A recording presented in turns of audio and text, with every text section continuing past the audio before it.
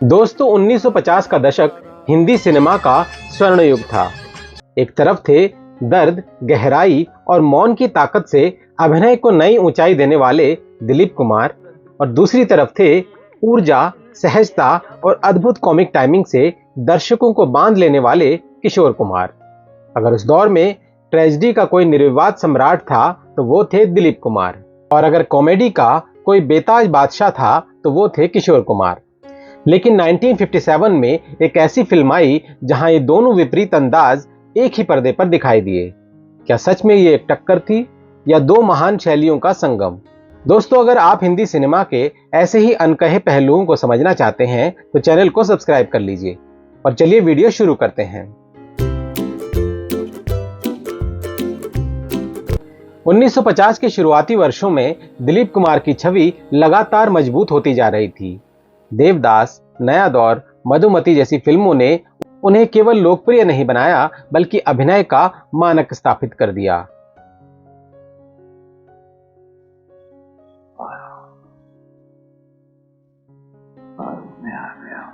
उनका अभिनय भीतर उतरता था, संवादों से ज्यादा उनकी आंखें बोलती थी। दर्द को उन्होंने सिर्फ निभाया नहीं, जिया। यही कारण था कि उन्हें लगातार सम्मान मिले और ट्रेजेडी किंग की उपाधि स्थायी हो गई।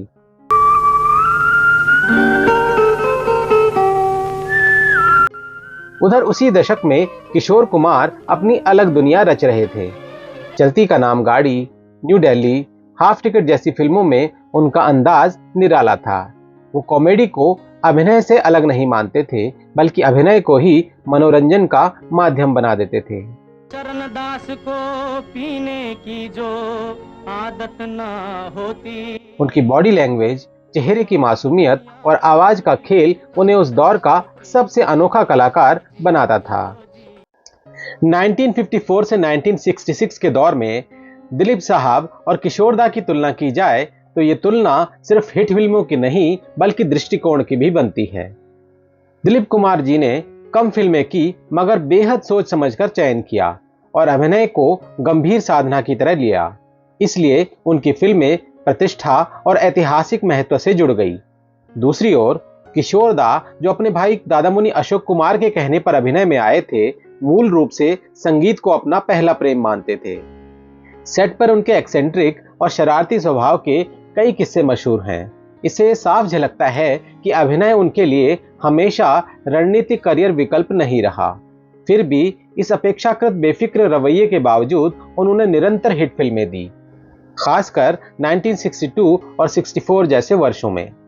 अब सवाल ये उठता है, अगर वे फिल्मों और कहानियों के चयन में उतनी ही सावधानी बरतते तो क्या एक अभिनेता के रूप में उनकी स्थिति और भी मजबूत नहीं होती? फर्क शायद प्रतिभा में नहीं था बल्कि प्राथमिकताओं में था।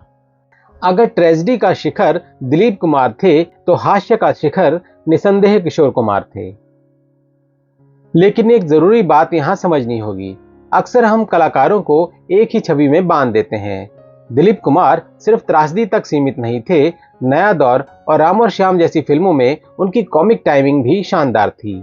उसी तरह किशोर कुमार केवल हास्य अभिनेता नहीं थे, नौकरी और दूर गगन की छांव में जैसी फिल्मों में उन्होंने गंभीर और भावनात्मक अभिनय भी किया। मरेगा? उनकी जगह तो खाली होगी, वो नौकरी मुझे मिल सकती है।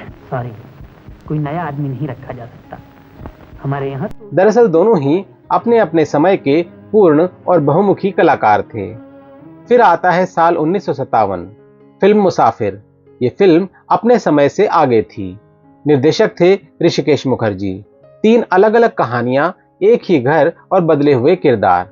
ये संरचना उस दौर के लिए एक्सपेरिमेंटल थी, आज के एंथोलॉजी सिनेमा की तरह।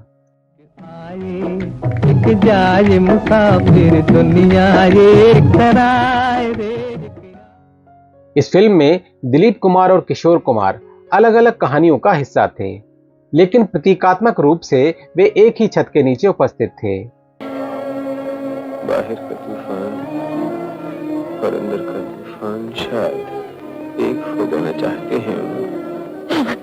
एक तरफ संयमित, गहरा, अंतर्मुखी अभिनय, दूसरी तरफ सहज, स्वाभाविक और जीवंत ऊर्जा। ये प्रतिस्पर्धा नहीं थी बल्कि संतुलन था। मत गाली दो मेरे भतीजों को, वो इस दुनिया में आएगा, हमें भगवान की बोली सुनाएगा, फिर हम उसे इंसान की बोली समझाएगा, फिर वो मुझे बुलाएगा ताता, तो मैं कहूंगा आता। दिलचस्प बात यह है कि यहाँ मुकाबला सिर्फ अभिनय का ही नहीं था, गायकी का भी था, क्योंकि फिल्म के दोनों ही नायकों ने खुद पर फिल्माया गया गीत खुद ही गाया था। ये दिलीप कुमार साहब के करियर में पहली और आखिरी बार था जब उन्होंने किसी फिल्म में खुद के लिए प्रॉपर प्लेबैक सिंगिंग की।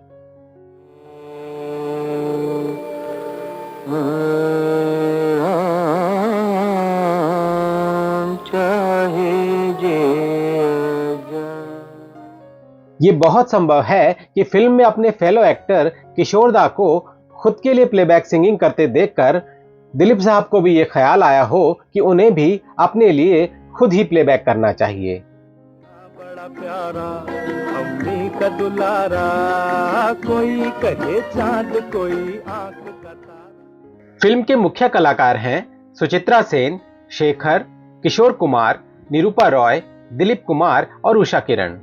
दोस्तों, मुसाफिर कई मायनों में एक यूनिक फिल्म थी। यह फिल्म ऋषिकेश मुखर्जी यानी ऋषि दा की डायरेक्टोरियल डेट थी, यानी उनके द्वारा निर्देशित पहली फिल्म।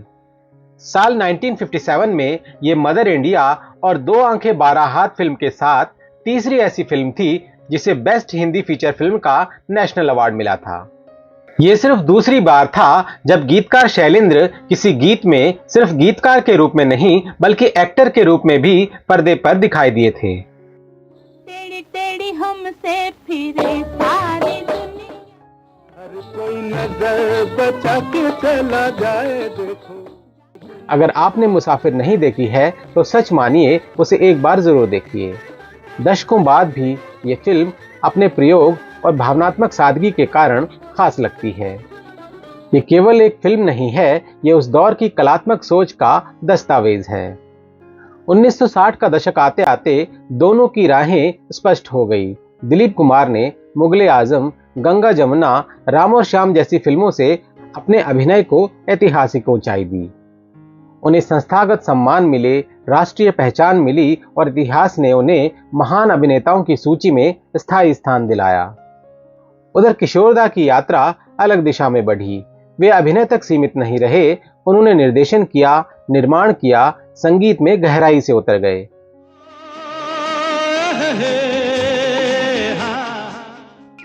और फिर 1969 में आराधना के बाद उनकी पार्श्व गायकी ने ऐसा विस्फोट किया कि अभिनेता किशोर कुमार की पहचान धीरे धीरे गायक किशोर कुमार के पीछे छूट गई। किशोरदा के इस आइडेंटिटी चेंज पर हमने अपने पिछले वीडियो में विस्तार से बात की है। अगर आपने वो वीडियो नहीं देखा तो इसका लिंक हम इस वीडियो के डिस्क्रिप्शन में शेयर कर देंगे। लेकिन यहाँ एक भावनात्मक प्रश्न उठता है, दिलीप कुमार को एक कलाकार के रूप में जो सम्मान, पुरस्कार और ऐतिहासिक मान्यता मिली, क्या वही संस्थागत पहचान किशोरदा को अभिनेता के रूप में मिली? लोकप्रियता उन्हें अपार मिली, दर्शकों का प्रेम भी मिला, लेकिन अभिनय के इतिहास में उनका नाम उतनी गंभीरता से नहीं दोहराया गया।